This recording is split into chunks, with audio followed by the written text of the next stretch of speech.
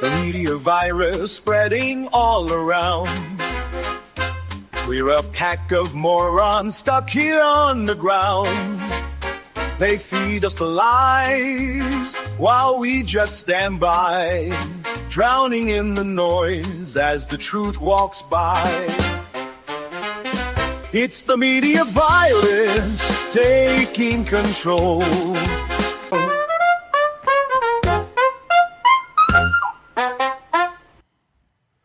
Ladies and gentlemen, degenerates of the internet, and anyone listening because your mom just won't give you that Netflix password. Tonight on the Media Virus Podcast, we've got a guy who basically lived every Call of Duty mission and still had time to write a damn novel about it. He's a 9-year military vet. He spent more than 35 months deployed in combat, which is about 34 months longer than I lasted in Boy Scouts. Then he went straight into law enforcement, and now he's writing action thrillers, so you'll start checking your windows for snipers before you hit the next chapter. He's the author of The Last Gunfighter, a gritty character-driven thriller that mixes tactics, trauma, and survival in ways most of us only experience during a really bad Taco Bell trip. Please welcome Jared Maxwell. Jared, how you doing, man? Good. Thanks for having me. Thanks for coming on. So, I had an opportunity to read. I read an excerpt that Mike had forwarded over to me. All right. And is that like the prologue to your? Is that the beginning chapters of the book, or is that a separate piece of work? That was the Amazon sample. That was the Amazon sample. It's from the preface up through like the 3rd chapter, I think. Okay. All right. And so, like my question to you is like, how much of this is just the story of your life? Like, how much of it is drawn just straight from your own experience? So it's fiction, but a lot of it is based on personal experience. The military side of it, somewhat, but the military side of it actually focuses more on Tier 1 special operations, which is they're like the very top of the military. So I actually had to do a little bit of research because the job I worked in was not Tier 1. Okay. I definitely did a lot of combat shit. That was pretty much my entire purpose in the military. Right. But I went more into focus on that, and the reason for that, I think, if there was a preface in that excerpt. I believe so. Yeah. Okay, so I think I kind of harped out on the preface. Yeah, the reason for that was because I wanted to put a large emphasis on post-traumatic stress disorder. Right. And the very top units of the military are the ones that deal with it the most. So that's what I wanted to go with. Was that do you feel that you went that way because you felt like you experienced it? Because even though you're focusing on somebody who's probably suffered it more, but there's got to be some of that in your own consciousness, psyche. Absolutely. So yeah, absolutely. I suffered from very severe post-traumatic stress when I first got out of the Army, and it still lingers to this day. It's just, it's not to the point that I don't want to give away too much of the story, but that I'm in a downward spiral like he is in the book. No, right. But in the book, he gets a medical discharge. Correct. Is that what happened to you? No, I did my time and got out. You just did your time, got out. Okay. Yeah. I was just, I'm just trying to, so jockey between what your experience. The personal experience in the book would be, so from the post-traumatic stress side was, I'd spent 35 months of my life in war. So naturally I had a lot of friends die. I got shot at a lot. I had to shoot people, which that's whatever. But coming out of that, I had post-traumatic stress, and it went on for a long time. Sleep disturbances, nightmares, flashbacks. That was a big thing. And on top of that was also what we call survivor's guilt. So survivor's guilt is basically like, why did my friends die and I didn't? What did I deserve? What I do deserve to be alive? That's kind of what it does to you. So that all is based on personal experience. All I did was make it a little bit of an exacerbated form of it. So to the point that this guy's out of control as opposed to me. And so that was the only the real big difference between it. But even some of the stuff in combat is stuff that I've pretty much dealt with. Then, the book also has some law enforcement themes in it as well. So that's also, the law enforcement themes are a lot of that's based on some of my personal experience, and that's more focused on sort of like the toxic culture within policing is basically what it is. I had a close friend that's all he wanted to do. After 9/11, he had a loved one who survived but was there, and he became fervent about wanting to be, wanted to serve. He wanted to be a cop, and he tried and tried. Finally got a job in Baltimore, and then 2 years later quit because he got tired of violating people's civil rights. He's like, I don't want to continue. I'm not going to continue to do this. And I'm sure for every shitty cop, there's 100, upstanding. I'm not casting that aspersion to. You don't have to sugarcoat it. I left law enforcement for a reason. No, okay, but I'm still. I still have respect for the police, man. I still when they pull me over, I turn my car off. Yes, officer. No, officer. I don't mind the smell in the back. It's just a skunk that I ran over. That's what I said. Sometimes I carry a bottle of Febreze right next to me. Yeah, exactly. But what was the hardest part about transitioning from like that military law enforcement, kind of like a rigid schedule where you're constantly kind of being mind fucked, going into the publishing world where you gotta sit down alone with your thoughts and like how do you? I'm not trying to put words in your mouth, but what do you think the hardest part of that was? So it actually wasn't. It's what it is. I grew up around entertainment. My father was a film producer. My mom was a Broadway performer. And so I grew up around storytelling. So I always just really had a knack for writing stories. And so that's kind of like being a cop was easy because you have to write reports, and it was easy for me to articulate a report. So the problem is that law enforcement was one of those things that you could say was it was like a Band-Aid for all the post-traumatic stress I had from the military. It wasn't helping. It was only making everything worse. Law enforcement in itself, the culture is very toxic, and a lot of the administrators are very corrupt. Very. So, I got my ass kicked by it so many times that I finally got tired of it, and I ended up leaving on bad terms.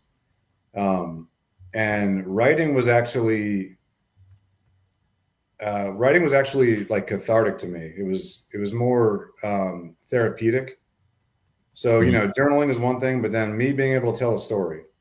And I know I'm good at telling a story. I know I can write. So I just figured I could take some personal experience, write something that's therapeutic to me, and also tell a good story in the process, and hell, I'll make money off of it. So that's basically where it came from. So the transition really wasn't that bad. It was more of my own personal therapy is what it was.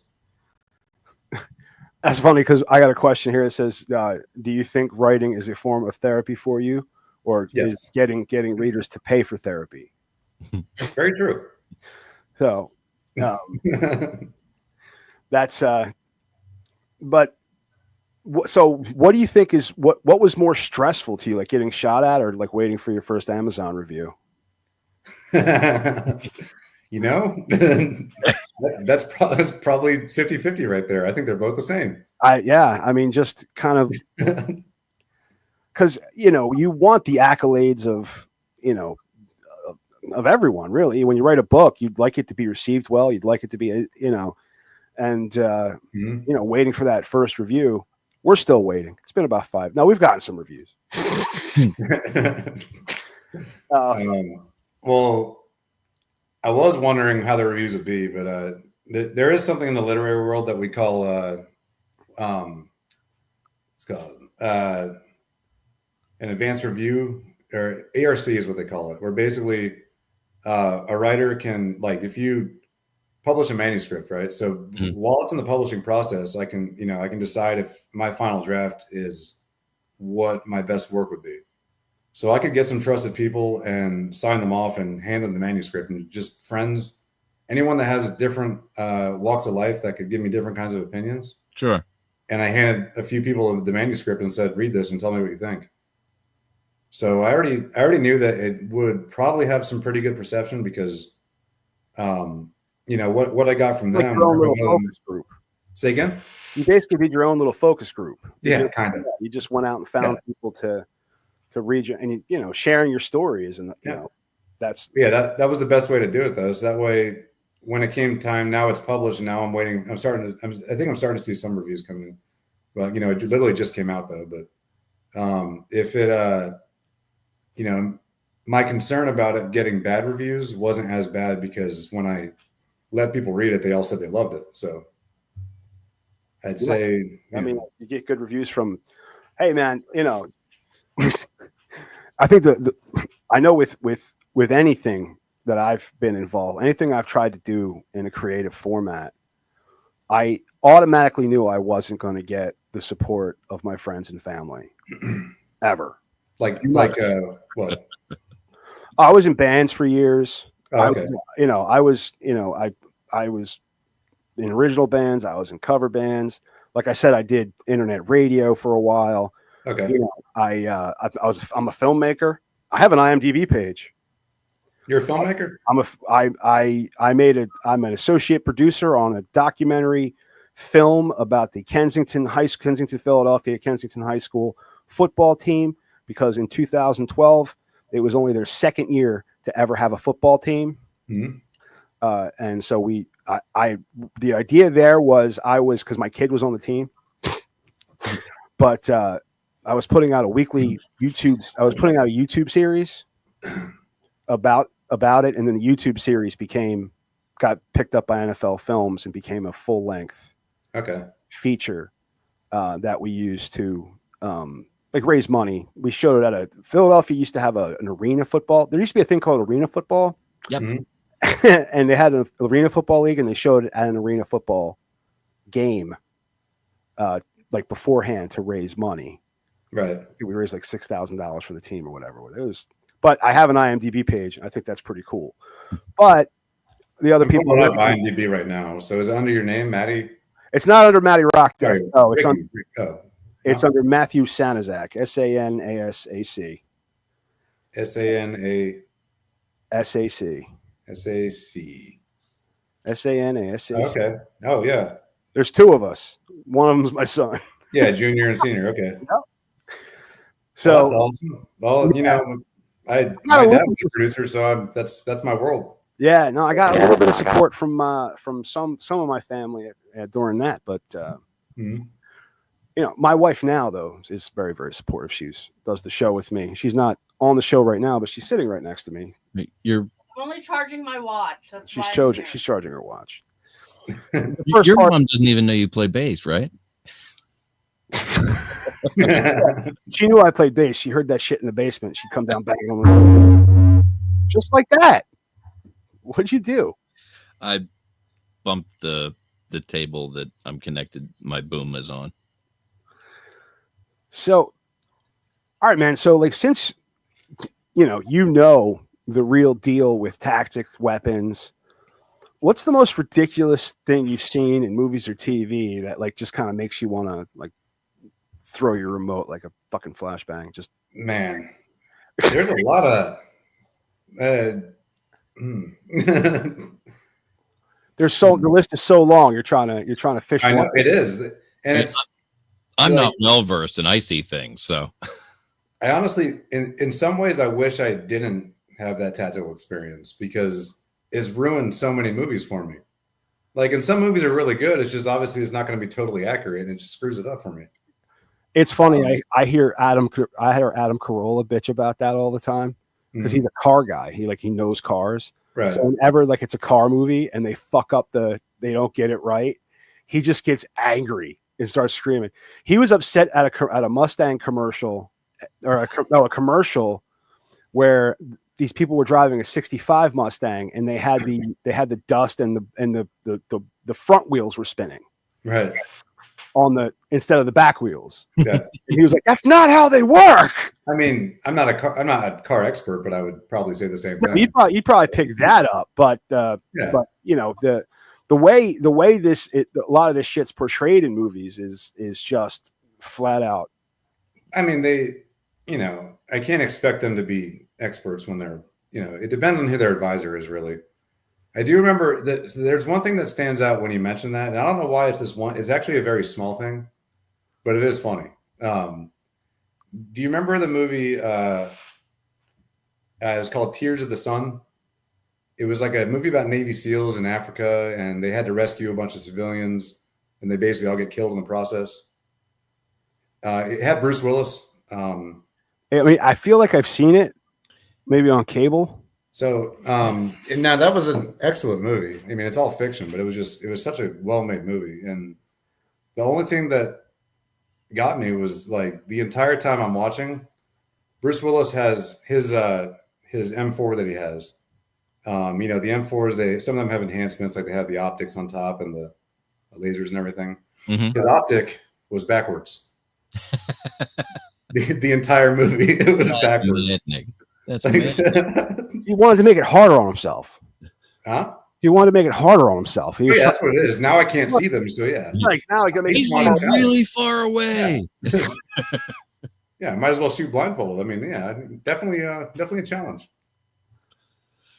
I worked for a number of years in highway traffic control, and in the movie Speed with Keanu Reeves and the boss. So when the big yellow barrel array on a construction site with the black lids, it's not full of water, I promise. I know it's not. Water looks spectacular on camera, and required them to do a fair amount of work to make that happen, because there's actually drains in the bottom of those things. They're usually full of sand and salt. Yep. I've seen them. Those are both really heavy. Yeah. Well, I mean, I think either way it's heavy as hell, but it's just probably not as exciting when you hit something full of sand as opposed to water. It's not. It's a lot more effective at saving your life. Yeah. When it fails just a little bit based on the vehicle that impacts it, it can be funny. There was a drunk in our state that hit an array that was in front of two portions of wall that were in a V going out in different directions, and the van ramped up the barrels and stopped when it couldn't go any further on these two sections of wall. When the cops opened the door, he tried to step out. They had to push him back up in. He was 2.5 feet off the ground. Excellent. All right, man. So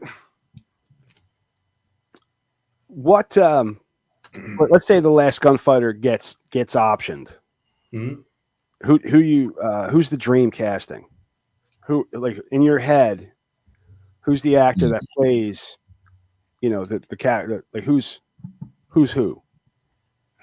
So someone asked me that before, and I had to really think about it. And I did concept art for this book, so I kind of know what the character is supposed to look like. It helps me describe things when I do that.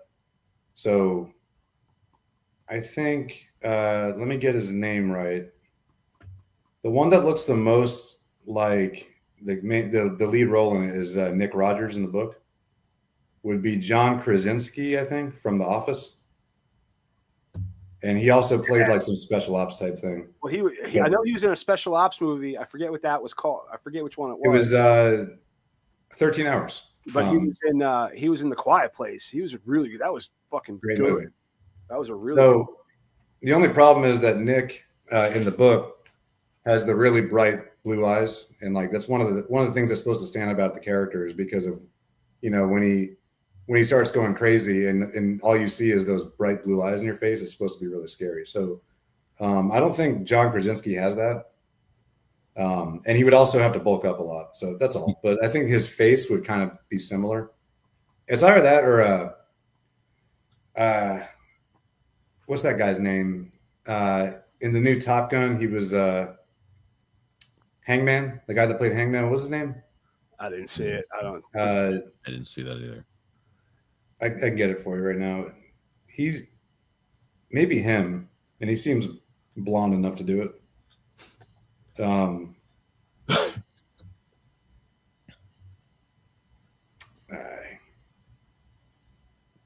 What's your name, dude? Glenn Here it is. Sorry, Glenn Powell. Yeah, that's it. Yeah. Glenn Powell. Maybe him. Yeah, I can. All right. Mm. It's good stuff. So then other characters, a lot of them are based on real people, though. So it'd be hard for me to pick out like a cast if I were to say so. So the second supporting, like the second lead character in the book is a female, and she was actually based on an ex-girlfriend, and she's like the spitting image of her. So, and I don't really know any actresses that look like her, so I'm not sure. Maybe she could play her. Yeah, I mean, yeah, writing in work, that's good stuff. Yeah, why not?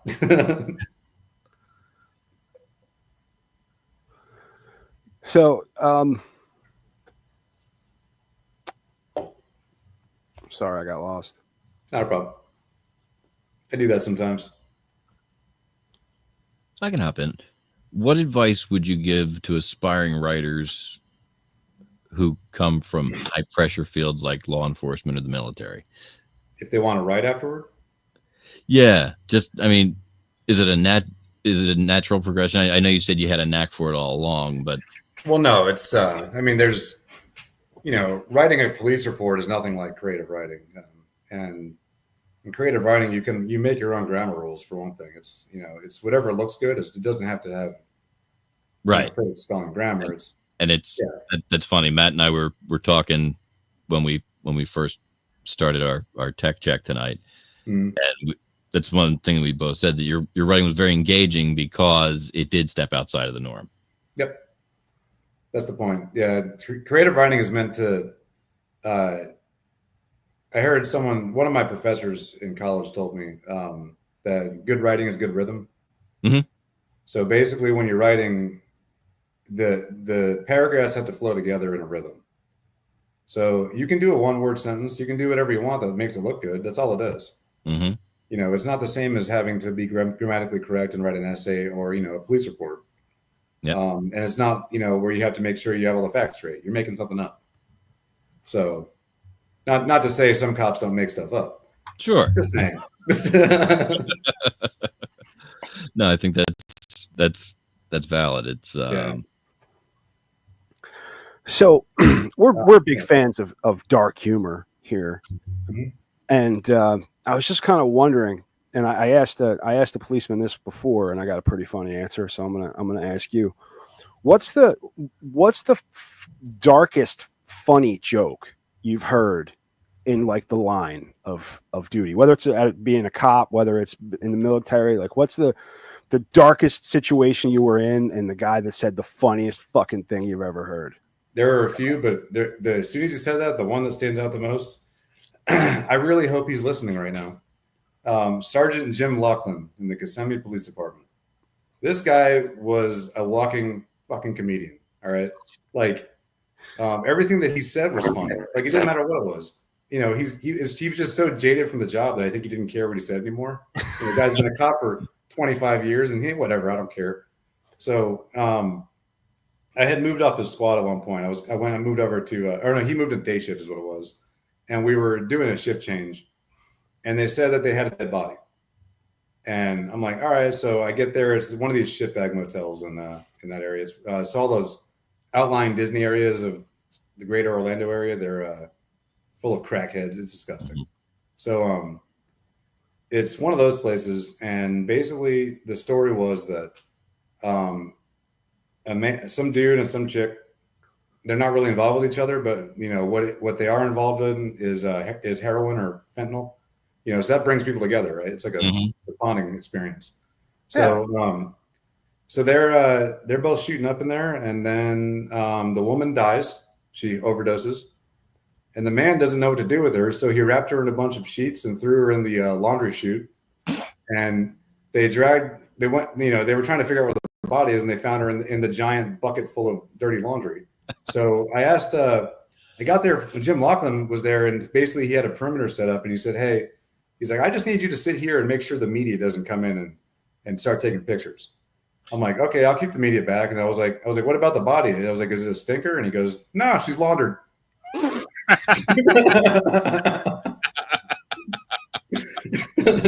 Nice.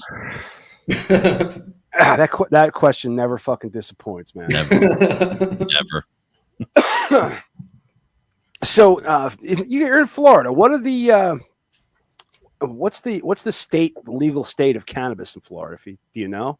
Medicinal, but anyone can get the card though. It doesn't mean anything. Right on.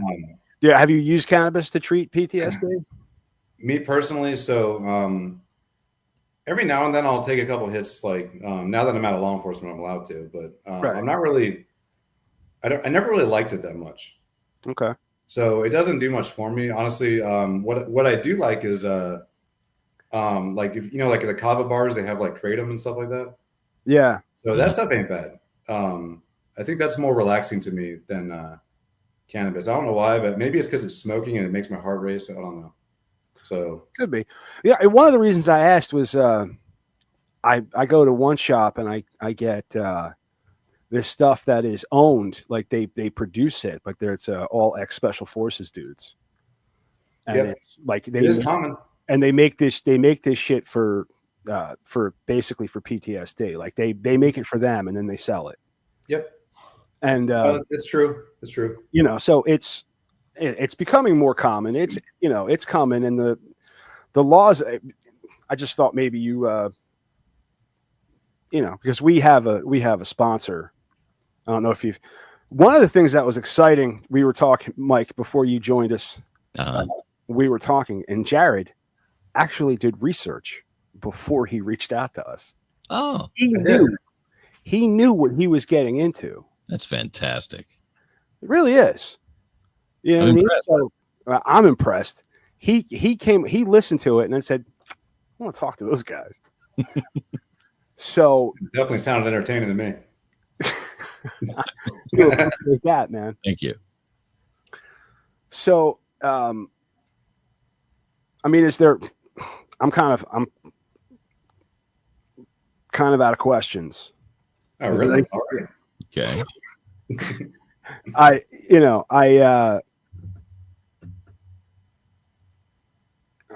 had a lot of questions, but some of them were kind of dumb. Go ahead. Let's hear the dumb ones. You can ask me about the cop stuff, military stuff. I don't care. So you have not spoken well of your time policing. So it depends on what you mean. So honestly, that was not much of a calling for me. And I was really good at the job. What I wasn't good at was dealing with politics. And law enforcement is nothing but politics. So I think the problem is that maybe back in like the 1980s or whatever, when cops could just do cop stuff and they didn't have people breathing down their neck over it. Maybe it was fun back then, but it ain't fun now. You know when it would have been fun, like in the 1940s? If you ever watch, if you go on Roku, you can watch the old Batman serials. They're black and white, right? And the bat. There's no Batmobile. He just drives like a black Studebaker. Okay, the best part is it's besides it being incredibly racist towards the Japanese. The best part about it is the cops just show up and start shooting. They don't ask questions. If a cop pulls up and they see a car, they just get out and start shooting at it.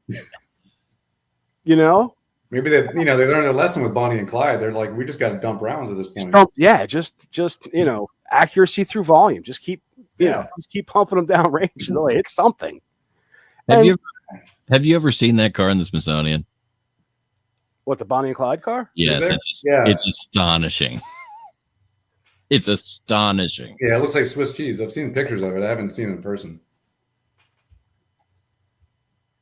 Is that me? Did you do that or did I do that? You did that. I'm trying to figure out. Now, I'm having an issue where my keyboard's not working. Okay. I think I got it. Maybe it's just Shift 3. What?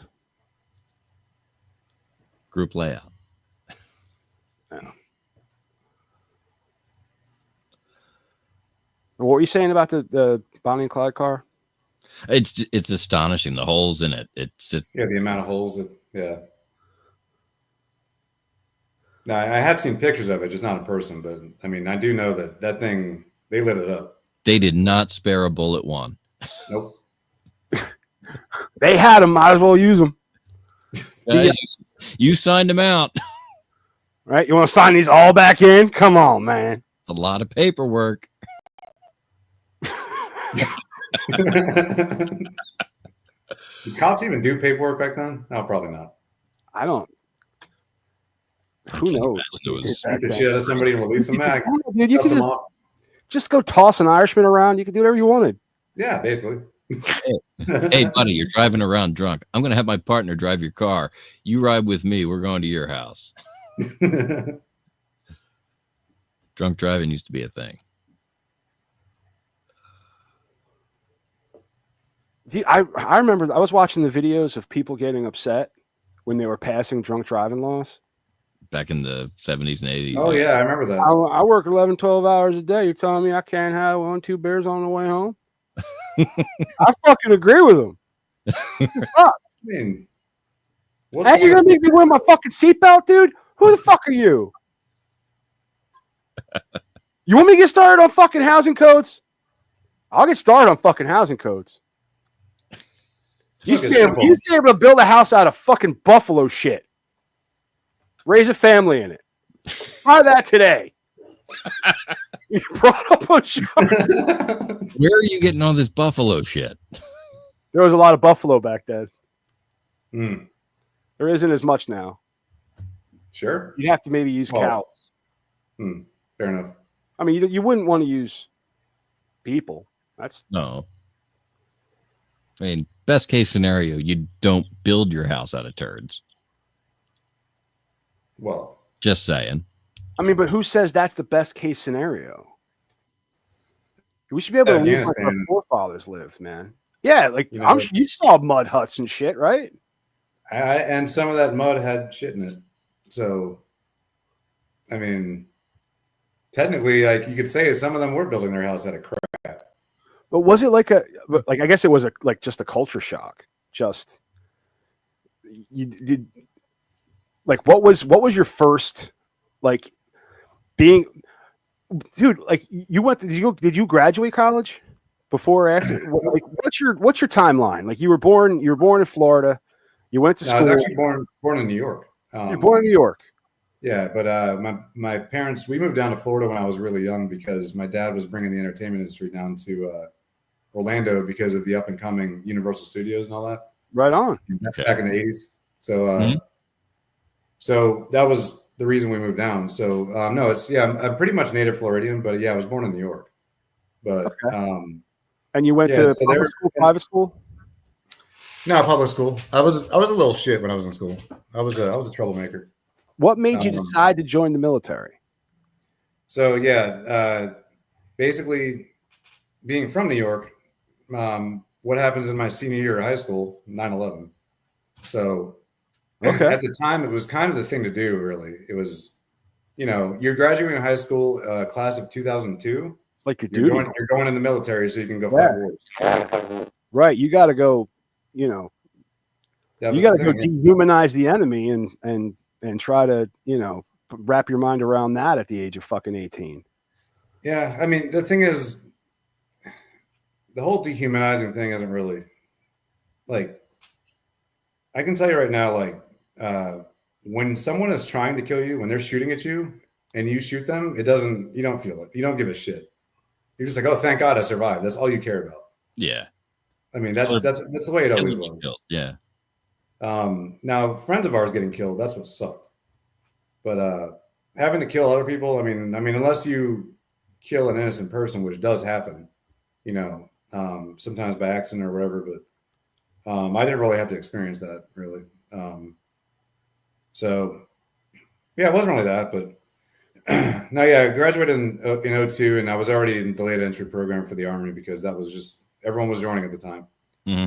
And, I think it also helped that my mom at the time So my parents had split up, and she was having to raise me. It was the boy version of daddy issues. I'm a little shit, and she's like, "I want you out of my damn house at 18." Well, that helps because now I can have a roof over my head when I'm out of her house at 18. So it was kind of motivation. Kind of a combination of that's what everybody else is doing, and I gotta go. Yeah.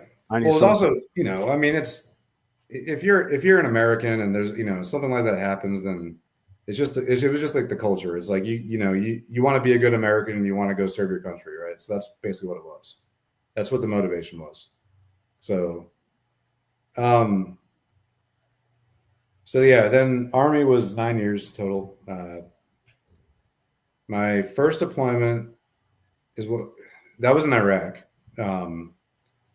The Iraq War had actually just started the Iraq War was about to kick off when I was going through basic training and all that stuff.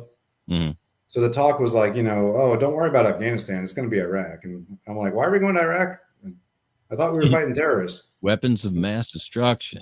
Well, no one really knows why we went. I mean, it's just like, for some reason, they wanted us in Iraq. So I'm like, okay, well, if they tell us to go somewhere, we're going. It doesn't matter.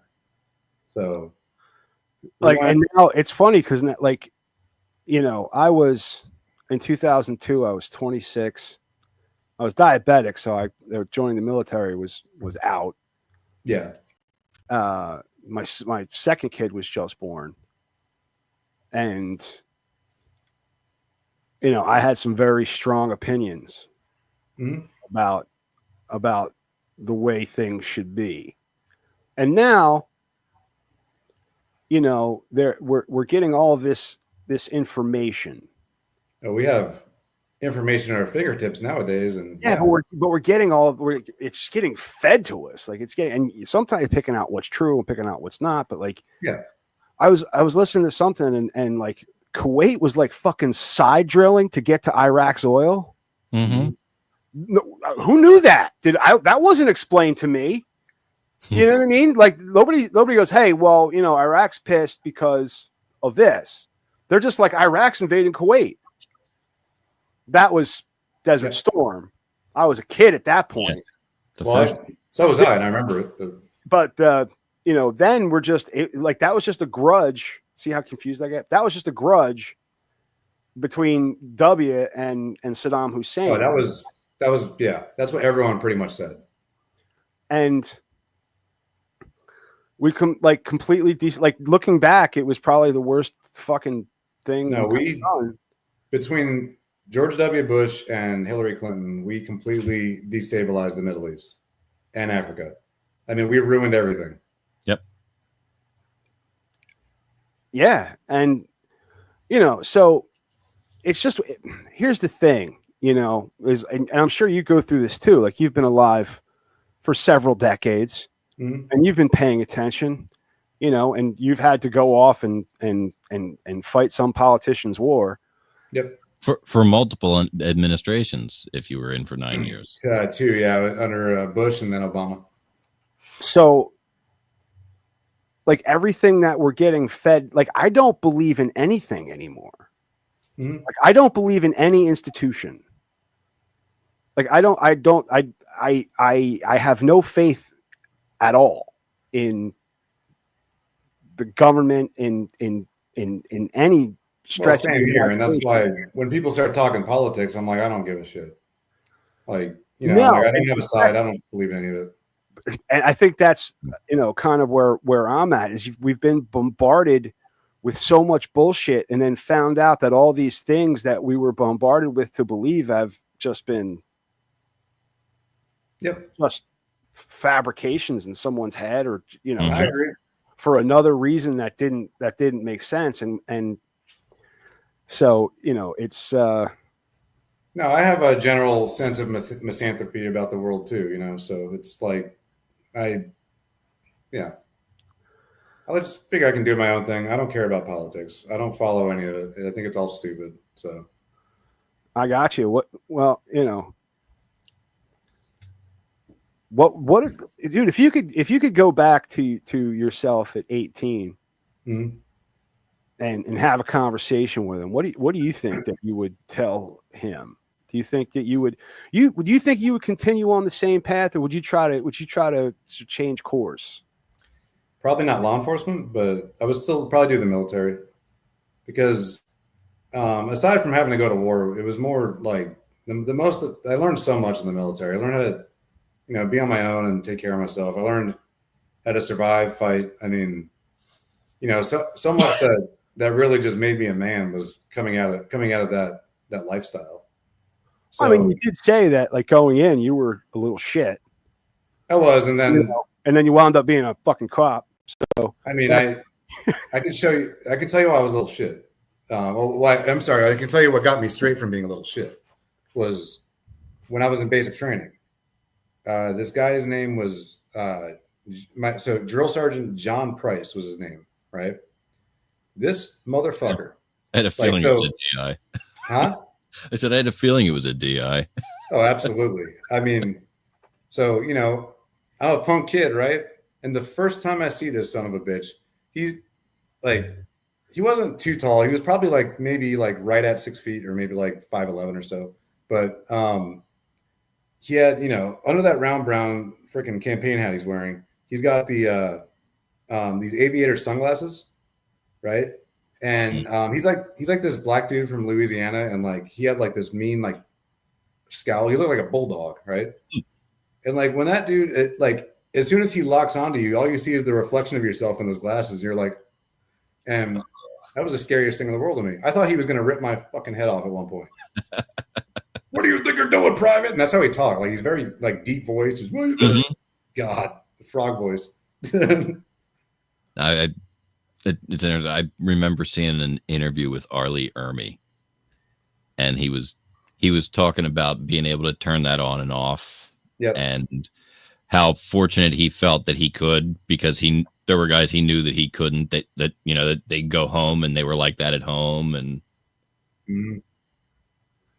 But it's true though, because I remember basic training graduation. The same drill sergeant came over and very softly shook my hand and said, "Congratulations, welcome to the Army." I'm like, "Oh, okay." I guess he molded you into the soldier he wanted you to be. Oh, he's the one that taught me respect for authority, is what it was. But it was going to war is really what shaped me to be that level of a warfighter. So, yeah, Iraq was 2003, I think. Yeah, the beginning of Iraq was 2003. That's when we deployed. So, that was 8 months, I think it was. I was part of an airborne unit, and at the time that we weren't airborne's like the parachute guys, So we weren't really on the major army rotations. Basically, what it was is we were contingents that they use as a last resort kind of thing. You can parachute in and take out a dictator or whatever. So we were on one of those, more like an emergency deployment. They're just like, "Oh, we need you guys here," and they flew us in. It was an 18-hour flight in a cargo plane all the way into Baghdad from North Carolina. That sucked. So, yeah, that was 8 months. The main thing I remember about Iraq is two things: is the heat and the flies. These, so it's so dry there that these flies, they're the size of regular houseflies, but you'll see swarms of them. You'll see maybe hundreds at a time. And they're all persistent about trying to get inside your mouth because they want moisture. And so they keep landing on your lips, and you're swatting them, and it's just horrible. And the heat was no joke. It was, I don't remember how hot it was, 120 or something, but sitting inside of an oven. Desert heat, it's real. And Afghanistan was a little bit different. That was there's a few different areas of Afghanistan that are a little bit different. There's the south is the desert, or the south and west are the desert. And then the northwest is all the urban and then hilly landscape. And then the east is all the forested mountains. It looks like Colorado. It's the Rocky Mountains up there, because it goes all the way toward the Himalayas and then into China. So the farther east you got, the more pretty the terrain became. Right. Very tall mountains, very tall trees everywhere, but it's also, you got to think, that's all you have to fight in that condition. So there's a lot more places to hide. Yeah. And they know the terrain. We didn't. So, when these guys started shooting at us, most of the time we had no idea where they were shooting from. We're just trying to figure out, maybe we can find a muzzle flash somewhere, but why did someone just get shot? What happened? And they're still shooting. So, then my third deployment was Afghanistan again. And that was in the South in some of the desert and urban areas. Wow.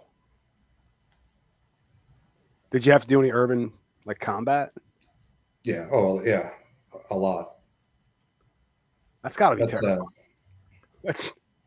There's a. I didn't join the military. I mean, mainly because I'm a coward, and that sounds. Yeah, I mean, one thing that I think people who aren't at least close to someone who's served, it's hard to reconcile that war is not something you go out to the woods and do. Right. It happens wherever the fuck you are when it happens. Yep. And it's you're right. It's just kind of, I think that when you don't serve, if you're not close enough to someone that you've had conversations about it with, you don't understand that. It's something real easy to not understand when you don't have to deal with it. Yeah. Urban warfare is terrifying. The mountains were pretty bad because of the forest. That was definitely terrifying. That felt like we were in Vietnam. That's the way it felt. But and that was also the most dangerous area of Afghanistan, but because of that. But the urban areas, yeah. So you're getting ready to go search a building, right? They're like, we're going to raid, and there's supposed to be a high value individual inside of this building, and your job is to go find them and capture or kill, right? So we're getting ready, and then typically, most of the time, we would use explosives to blow the door down. We call it violence of action. It's meant like the shock and awe of us doing some damage on the way in. So we would put the door charge on. That door blows, and then you're going to go ahead and you're going into a void. Like you're just going into the unknown. It's every time you go into one of those buildings, and then every corner, you have no idea what's around that corner. I mean, every door inside, every closet, stairwells. I mean, that was some of the worst shit. Was stairwells going into like a dark attic or something like that. They're not really attics in Afghanistan, but it was more upper level, I guess. But yeah. No, but like living spaces that you don't think about fighting a war in. Exactly. So yeah, no, I'd say, that is probably the most dangerous thing you can do is the urban warfare, and as they call it, it's called CQB, the close quarter battle. That's probably it.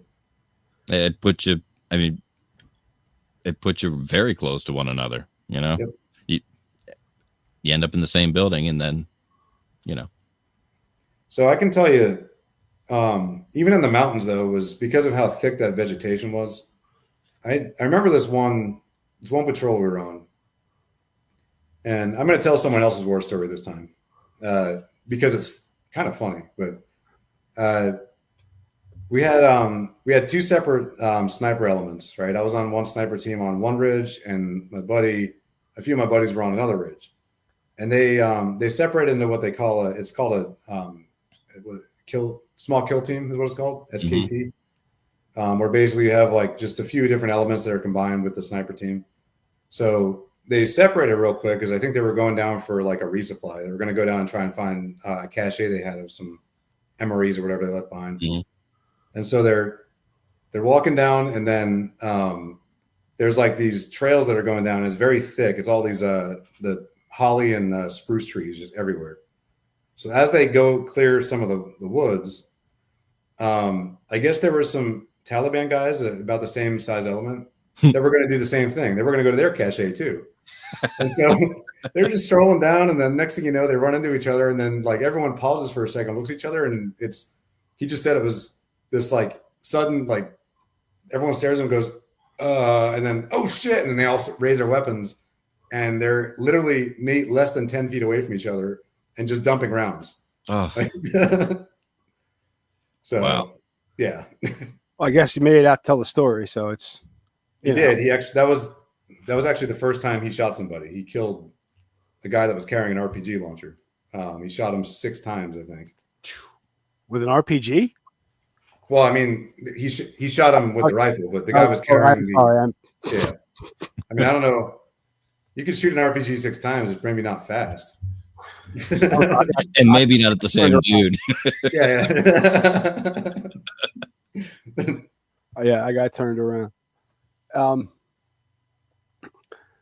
So the with your writing, do you ever worry that a realism in fiction might misrepresent or glorify violence, and how do you address that? I told you it was dumb. No, that's not a dumb question. That's actually a good question because so I know like the big theme in The Last Gunfighter is the psychology, right? So I don't know. I know I really haven't looked at the Amazon excerpt that it has, so I don't know what's all in it, but I can tell you there is some brutal violence in that book. But the reason for it is more to tell the story because the violence is supposed to be real and telling because of the psychology behind it. So this guy's in a mental decline, and mainly because he was a former tier 1 operator who was basically a master of violence, and he just can't turn it off. Oh yeah, when you're a hammer, you bang nails. Yeah, and he could never turn it off, and that's the thing. So I don't think it glorifies the violence in the book. I think it really just shows how it can attribute to that mental health decline that you see in him. That's a good answer. So, but I do have some more books in the back burner, and some of them have violence. So, and that is something that I should think about. But yeah. How do you hope your stories will influence public perception or military law enforcement? Let me start again. How do you hope your stories will influence public perception of military or law enforcement professionals? So I have a few different stories I've written, and I have 3 manuscripts right now that are waiting to be published. So I'll have 4 books out pretty soon. But I mean, I'm just doing them one at a time. But so they all have different stories. The Last Gunfighter, I think that's a good example of like a modern dystopia. So it doesn't portray really anybody in a good light. Now it really shows that the military does have a code of honor for sure. Like everyone in the military, it's actually a minority in the military that are just total pieces of shit. Like for the most part, there's a code behind it. These are your brothers; they have your back, right?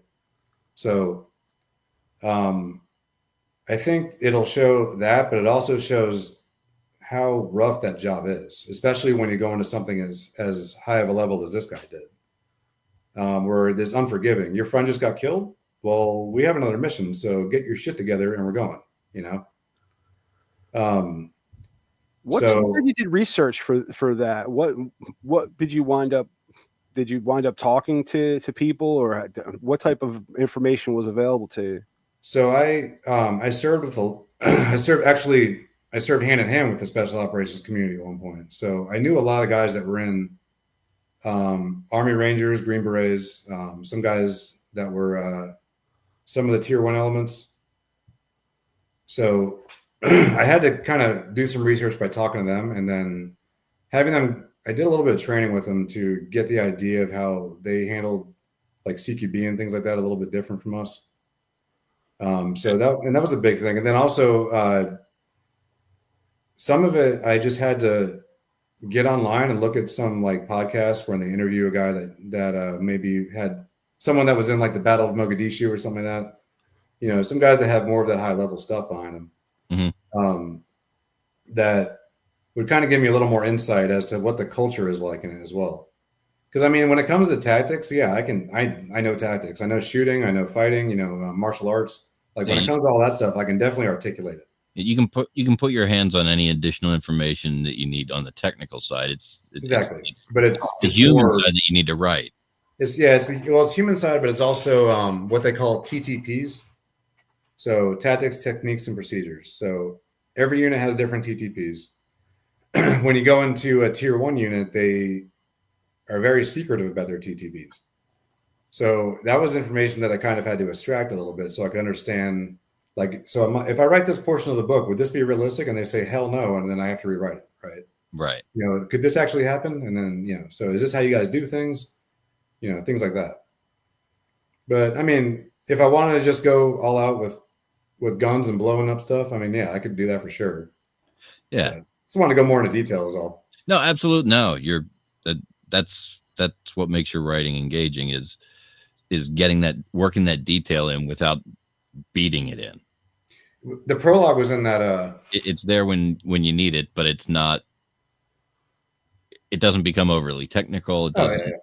It doesn't throw. Well, that was one of the things I never liked about like a lot of like the Tom Clancy and those kinds of books was they were very technical, and I just always liked the human side of a story. Mm-hmm. So like that's every book that I am writing right now is character driven. It's very, very human and psychological and very emotionally driven too. So there's a lot of, you know, you feel emotions for the characters in the books. That's what I want. So The Last Gunfighter definitely has the emotional element behind it. You know, you really feel for Nick. And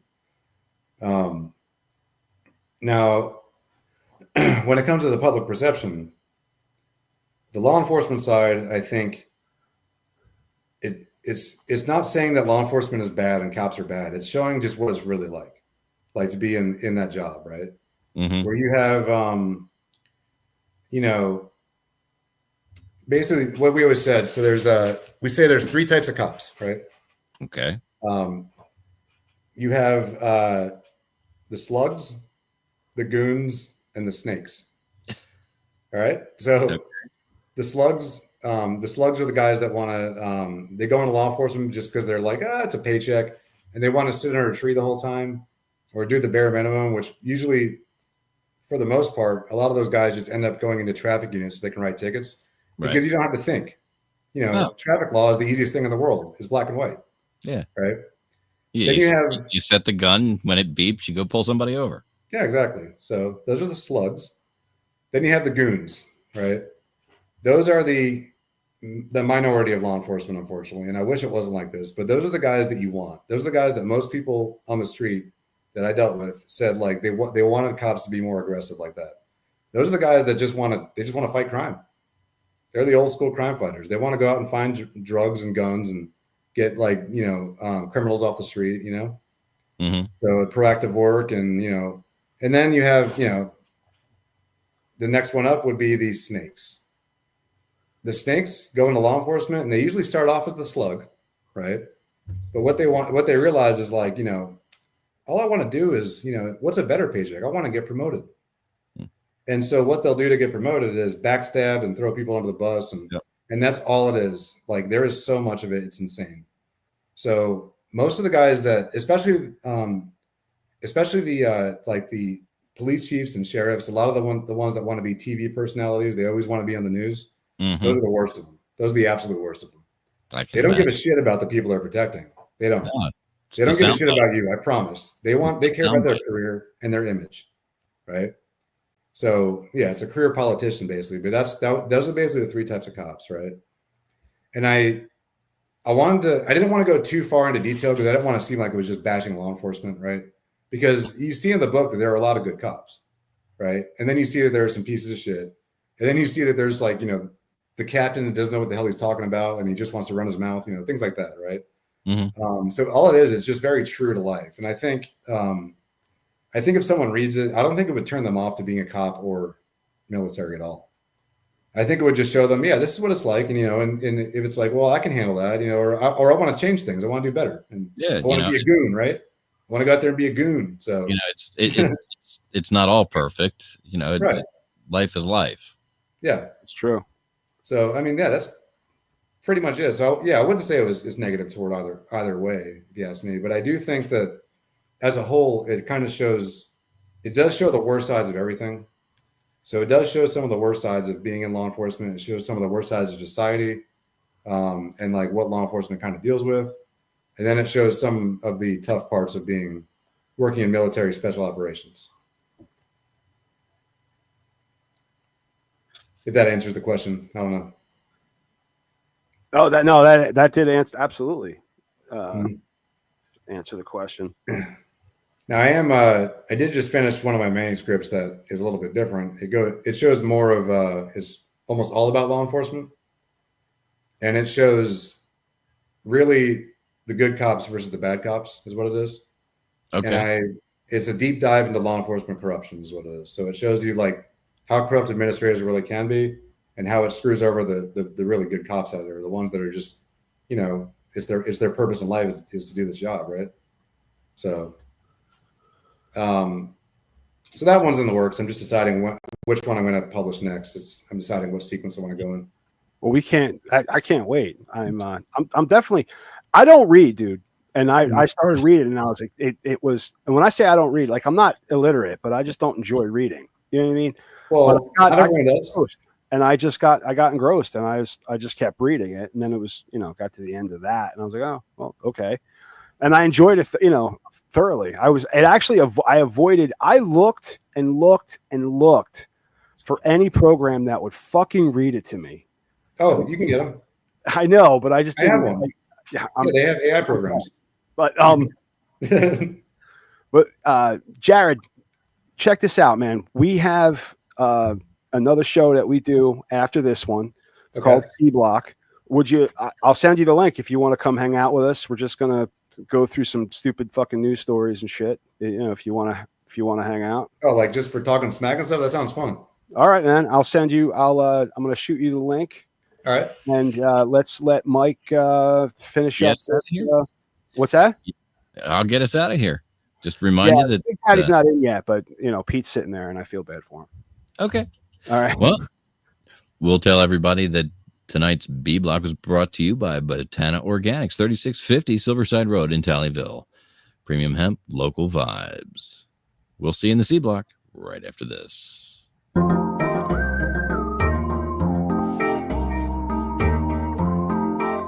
This episode of the Media Virus Podcast is brought to you by 302-46 Voice. That's 302-46 Voice.